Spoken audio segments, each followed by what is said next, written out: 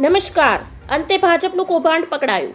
રાજકોટ અગ્નિકાંડમાં 28 લોકો તંત્રના પાપે જીવતા ભડથું થઈ ગયા છે. ત્યારે રાજકોટ અગ્નિકાંડ મુદ્દે કોંગ્રેસ નેતા અને રાજકોટ બેઠકના કોંગ્રેસના ઉમેદવાર પરેશ ધાનાણીએ સરકાર પર ગંભીર આરોપ લગાવ્યા છે.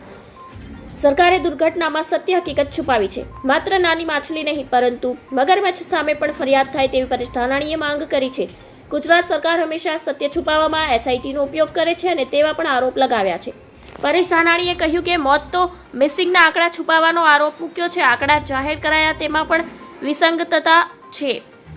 કેટલા પીએમ કરાયા અને આંકડા પ્રસિદ્ધ કર્યા નથી. 40 થી 45 વ્યક્તિઓના મૃતદેહો મળી આવ્યા છે.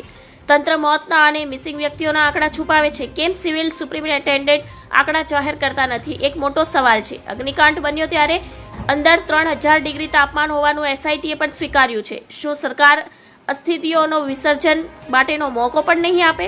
ગેમ ઝોન આસપાસના સીસીટીવી પણ પોલીસે કબજે લેવા જોઈએ.